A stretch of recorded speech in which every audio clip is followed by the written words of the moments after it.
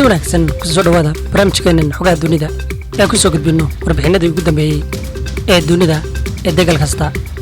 warbixinta waxaad ku dhagaysan doontaan wararkii ugu dambeeyey dagaal dib uga qarxay Israaiil iyo Falastiin.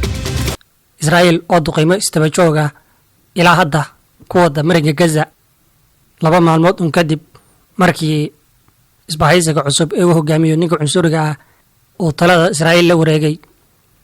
warbixinadii ugu dambeeyey guud ahaan ayaanu idiin soo koobi doonaa annagoo hore idinku soo gudbinay saacadihii hore in laga cabsi qabo dagaal dib uga qarxa Israaiil iyo Falastiin oo isha aan si weyn ugu haynay xasarada taagan. durba waxaa dib u qarxay dagaal hor leh markii duqeymo istaba jooga Israaiil ka fulisay marinka Gaza iyo bartilmaameedyo. ciidanka IDF ee Israaiil waxay sheegteen inay fuliyeen weeraro istaba jooga dhammaan marinka Gaza ilaa goor hore oo saaka ah, iyadoo laga jawaabayo in ka badan 20 meelood koonfurta Israaiil oo dab la qabadsiiyey, iyagoo dabkaasi ay qabadsiinayeen Falastiiniyiinta. muuqaalo ay soo bandhigeen warbaahinta Falastiin ee Gaza ayaa muujinaya qaraxyo cirka isu shareeray, iyadoo oo warbaahintu ay intaa ku darayaan in garabka militariga ee Xamaas ay ku dhawaaqeen dhankooda dagaal ka dhana Israaiil.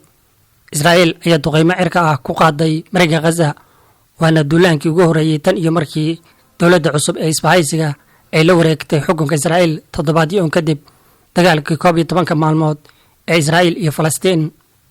qaraxyo ayaa laga maqlay guud ahaan Gaza qiyaastii 1 habeenimo ee xalay ee Arbacada, siday sheegeen saraakiil ka tirsan Xamaas oo soo wariyay in weerarada la beegsaday xero military oo tababar oo ay leeyihiin Xamaas.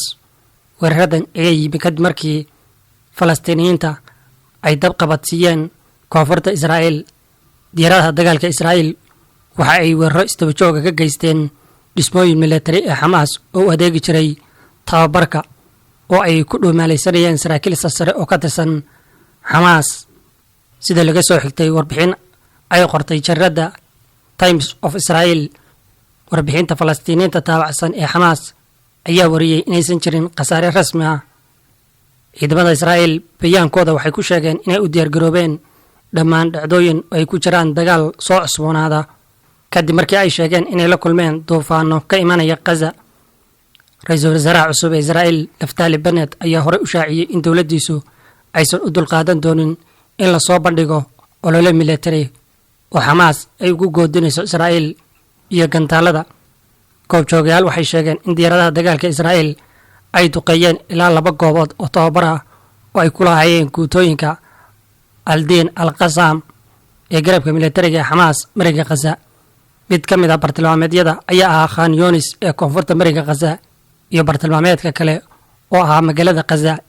afhayeenka warbaahinta Xamaas Xasam Qassam wuxuu sheegay in duqeynta Israaiil ee marinka Gaza ay tahay isku day fashilmay oo lagu joojinayo midnimada iyo iska caabinta dadkeena ee magaalada barakaysan. Qassam ayaa ku yidhi qoraal ay soo dhigeen Twitterka in duqeynta ay timi si loo abaabulo xaalad jahwareer ah. sahnuuniyadda ee abaabulka waxaa loogu yeedho maalinta calanka Israaiil. dadkeena iska caabinta ee geesinimada leh waxay sii wadi doonaan difaaca xuquuqdooda iyo karaamadooda inta laga saarayo qof kasta oo haysta, ayay sheegeen Xamaas. warbaahinta Israaiil waxay ku warrameen in wax laga bedelay duulimaadkii garoonka diyaaradaha Israaiil ee Ben Gurion, iyada oo laga feejigan yahay siday sheegeen gantaalo ka imaada iska caabinta Falastiin. Israaiil ayaa muujinaysay cabsi weyn tan iyo markii ay bilaabeen yuhuuddu dabaaldegyada calanka ee Israaiil ee Qudus oo ay ku maamuusayeen markii Israaiil ay qabsatay dhulka Falastiin dagaalkii 6 maalmood. Xamaas waxay ku hanjabtay inay qaadi doonto tallaabo looga jawaabayo xagjiriinta Israaiil ee socodka ku maraya Qudus talaadadii, iyada oo talaadadii isku dhacyo xoog leh oo dhex maray Israa'iiliinta iyo Falastiin. ay warbixinadu sheegeen in 33 Falastiina ay ku dhaawacmeen. waxaa jira digniino xoog leh oo ka imanaya Falastiiniyiinta iyo kooxaha hubeysan oo ay ka mid yihiin Xamaas oo wacd ku maray inay ilaalin doonaan in laga hortago isla markaana ay ka jawaabi doonaan dhammaan xadgudubyada ee ka dhanka dhulka Falastiin. Israaiil sidoo kale waxay sheegtay inay qaadatay tallaabooyin dhowr ah oo lagu xoojinayo amniga, oo ay ka mid tahay in 2,000 oo booliis ah ay ku sugan yihiin magaalada Qudus oo diiradda saari doona xoojinta daanta galbeed iyo in ay geyn doonto mar kale baytariyada gantaalada difaaca ee Iron Dome. sidoo kale booliiska Israa'iil ayaa sheegay in 17 qof oo Falastiina lagu qabtay isku dhacyada booliiska iyo Falastiiniinta, gaar ahaan magaalada Old City Qudus. telefishinka Israa'iil ee Channel 12 wuxuu wariyay in Israa'iil ay uga digtay Xamaas iyadoo loo marayo Masar inay jiri doonto jawaab adag oo degdeg ah oo ku saabsan gantaal kasta oo ka yimaada Gaza, kadib markii ay Xamaas ballan qaaday in dhankooda ay ka jawaabi doonaan duqeymaha iyo bartilmaameedyada Israa'iil.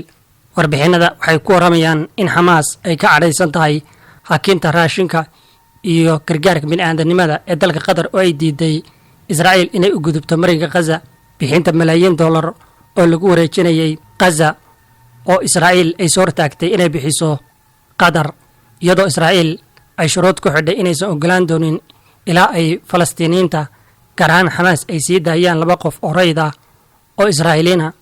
warbaahinta Israa'iil ayaa baahiyay in Israa'iil ay xaqiijisay in maamulka Falastiin uu hogaamiyo Maxamuud Cabbaas iyo Urdun labadaba aysan raadinayn wax iska hormaada. Jariirada Times of Israel ayaa sheegtay in Mareykanku sidoo kale u muujiyay walaaca xaaladani dagaalka soo cusboonaaday. ilo uu soo xigtay channelka Israa'iil ee Channel 12 wuxuu sheegay in Masar ay weydiisatay Xamaas inaysan sababin koror rabshado hor leh, iyagoo uga digaya in tallaabada noocaas ah ay ceeb ku tahay Qaahira. si kastaba, Xamaas ayaa ugu dambeyntii hanjabaadooda ku sheegay in ikhtiyaarka oo dhan ay miiska saaran yihiin, lagana hortagi doono falalka dhacdooyinka ee ay geysanayso Israa'iil. yeelkeeda ra'iisul wasaaraha cusub ee Yuhuudda ee xagjirka ayaa lagu ramayaa in tallaabadani uu ka gol leeyahay in uu ku tirtiro cabsida kooxda cusuriinta ah ee Yuhuudda ee taageersan ra'iisul wasaarihii hore Netanyahu ay ka muujiyeen inuu ka tanaasulay dagaalka ka dhanka ah Falastiin.